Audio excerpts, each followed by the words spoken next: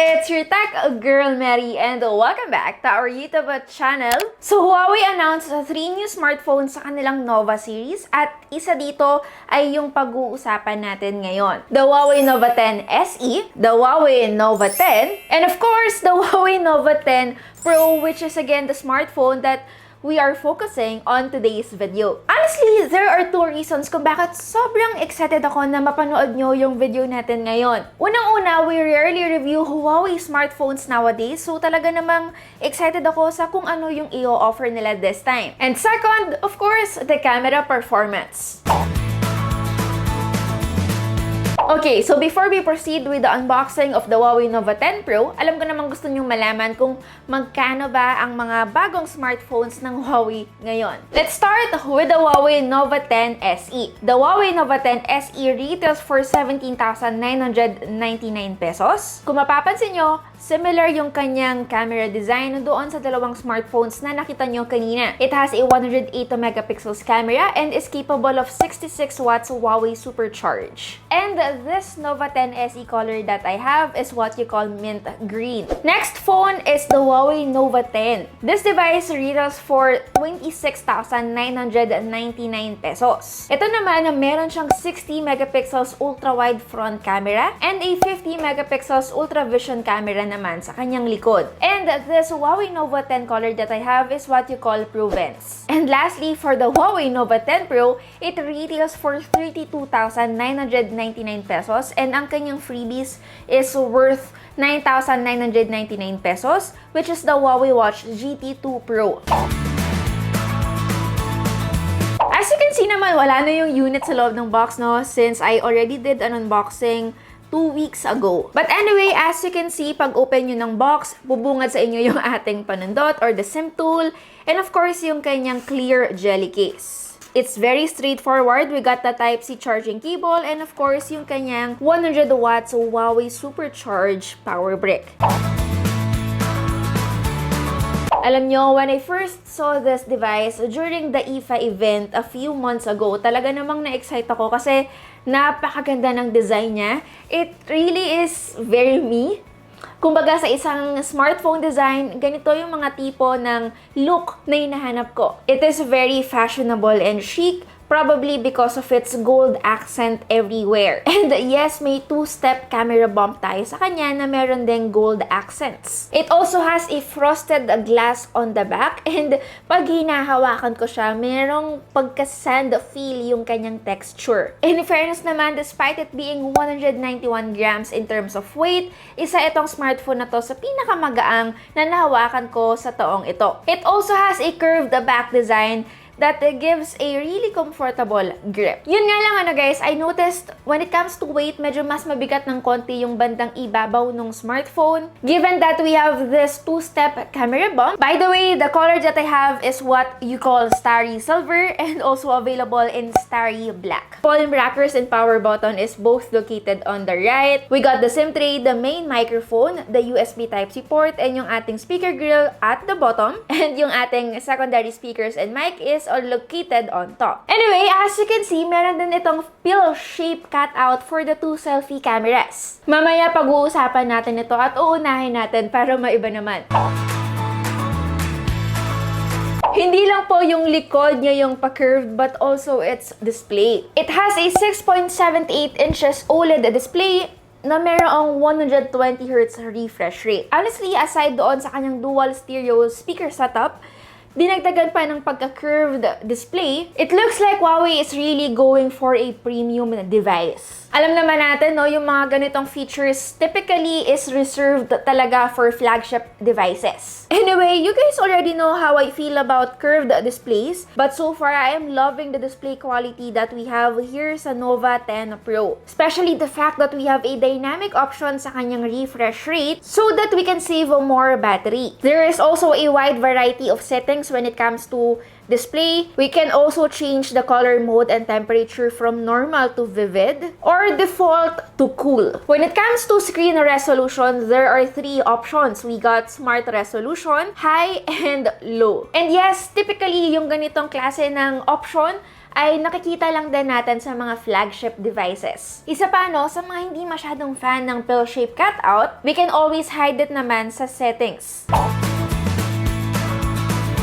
Now, let's talk about the cameras. Alam nyo, I'll be honest with you guys, when I saw yung camera specifications ng Huawei Nova 10 Pro, especially yung front camera na meron tayo, isa itong device na to sa may pinaka-versatile camera specs na nakita ko. And it looks like they really are targeting people who loves taking videos of themselves, like for example, vloggers, or content creators in general. This device has a 60 megapixels dual view autofocus front camera. To be specific, ultra-wide yung 60 megapixels natin and 8 megapixels naman yung kanyang 2 times zoom.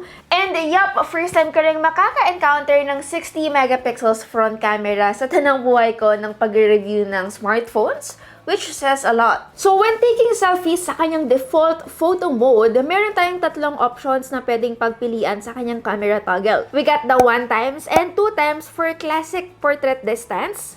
Meron din tayong 5 times for close-up distance, especially for shooting or taking photos of our makeup. And lastly, we also have the ultra-wide or the 0.7 times for group photo distance. Now, just like what I mentioned earlier, talaga namang focus ng smartphone na to yung ganda ng output niya, especially for selfies and front camera videos. Kaya naman from the camera menu, meron siyang dedicated vlog mode. We have a total of 8 lenses format. And of course, 4 types of effects na pwede rin nating mapagpilian. And one of my favorite features among this is yung kanyang front dual view video. Sobrang useful na tong front dual view video, especially for those people who likes taking videos of themselves while doing their makeup, since we get up to 5 times close-up. Hindi lang yon, the Huawei Nova 10 Pro, guys, is capable of shooting 4K ultra-wide videos. I honestly like the fact that we get to fit more subjects while shooting in 4K resolution. Ngayon, guys, the beauty of having autofocus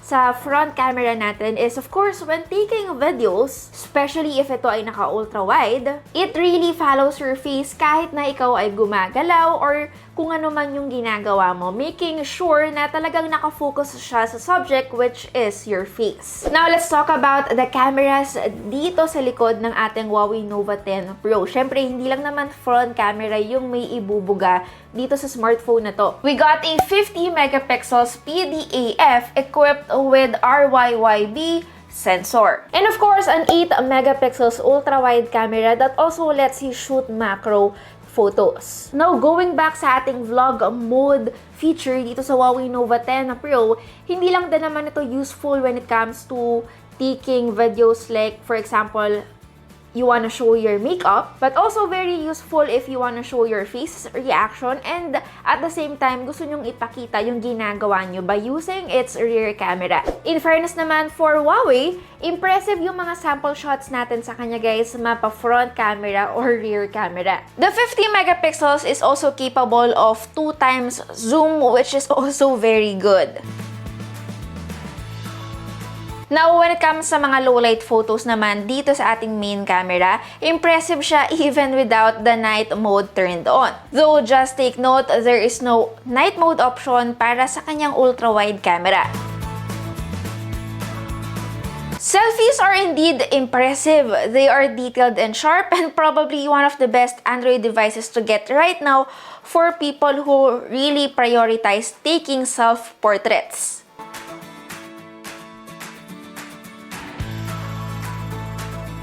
When it comes to the video capability of the rear cameras of the Huawei Nova 10 Pro, for the main camera, it can actually shoot up to 4K resolution. Overall, when it comes to video quality, guys, mapa front camera or rear camera man ito, I noticed na maganda talaga yung autofocus niya. But when it comes to image stabilization, medyo napansin ko na dito siya nanghina. So yeah, when it comes to shooting videos, I suggest you use a tripod on this device. In fairness naman, yung overall user interface ng camera application, guys, ng Huawei Nova 10 Pro, hindi siya mahirap intindihin. Kumbaga, when it comes to flagship devices of Huawei, hindi ito nalalayo. Siguro may only take, especially sa camera interface ng ating Huawei Nova 10 Pro, guys, is sana mas accessible yung video settings natin, and sana hindi na natin kailangan pumunta pa sa settings just for us to change the resolution from 1080p to 4K or vice versa. Now, when it comes to software and even performance, actually, pahapyaw na lang ito guys, since this is not really the focus of our video. Pero again, I'll mention it para hindi na lang din kayo mabitin. This Huawei Nova 10 Pro has the Qualcomm Snapdragon 778G. It also has an 8GB of RAM na merong 256GB of storage. In normal usage, napansin ko, wala naman talaga akong na-encounter na kahit na anong problema. I think it will handle pretty much everything na gawin natin sa kanya. The only lag I've experienced, guys, when using this device is kapag medyo heavy games na yung nilalaro ko dito. Pero again, the chipset that we have here is not really the strongest one na pwede nyo makita sa isang device priced at 32,000 pesos. Unless, of course, if you are a casual gamer, you'll be able to play games katulad na lang din ng PUBG or even Call of Duty. Yun nga lang, you'll have to dial back yung graphic settings niya a bit. And isa pa, meron nga siyang sariling software ecosystem with app gallery. Dito natin pwedeng mahanap yung usual applications that we download for every day. And just like what I always tell you guys on my recent Huawei videos, pwede rin naman tayong magkaroon ng Google services dito sa device na to through G-Space. Good news, if you are already in the Huawei ecosystem, you get to maximize talaga your smartphone dahil nga sa Huawei super device na tinatawag natin. I won't go in-depth on this, but I'm pretty sure most of you guys already know how it works. This device will work seamlessly when it comes to file transfers, photos, and even videos, making your everyday life easier dahil nga ikaw ay nasa loob na ng isang ecosystem.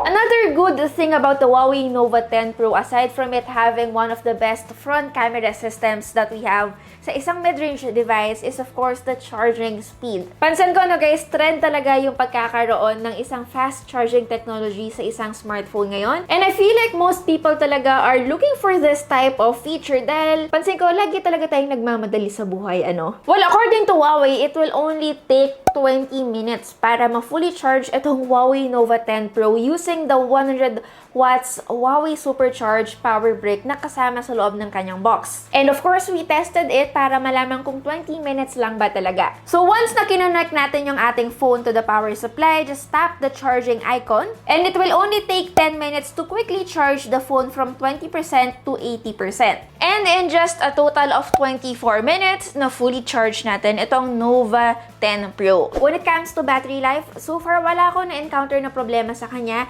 since maganda rin naman yung mga options when it comes to settings, since pwede nating i-lower down yung ating resolution and even the refresh rate para mas makatulong for a longer battery life. Most of the time naman guys, since of course nasa bahay lang naman ako, I don't really use the maximum refresh rate all the time. Kaya naman din umabot ng halos 2 araw yung smartphone sa akin.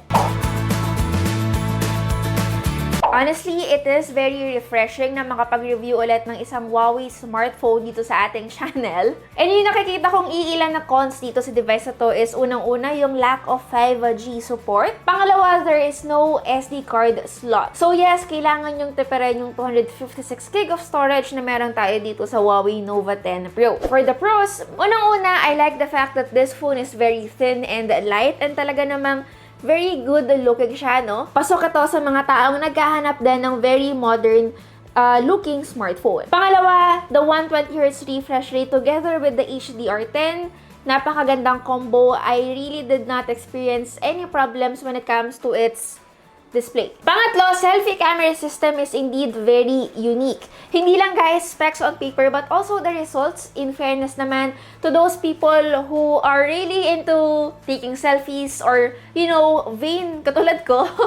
feeling ko kayo talaga or tayo yung target market ng mga ganitong tipo ng smartphone. So yes, so when I heard about the pricing of the Huawei Nova 10 Pro, sa totoo lang, medyo namahalan ako sa kanya. Considering of course yung chipset na rin na meron itong smartphone na to. But then, nung nalaman ko na may freebies siya na Huawei GT2 Pro, sa tingin ko, it's a nice combination and it is also a great start na makapasok sa Huawei ecosystem. So yes, hanggat may ganitong promo si Huawei guys, I suggest i-grab natin yung opportunity para rin mas makamura tayo. So yeah, that's basically it. Again, it's your tech girl Mary and see you on our next video. Bye guys!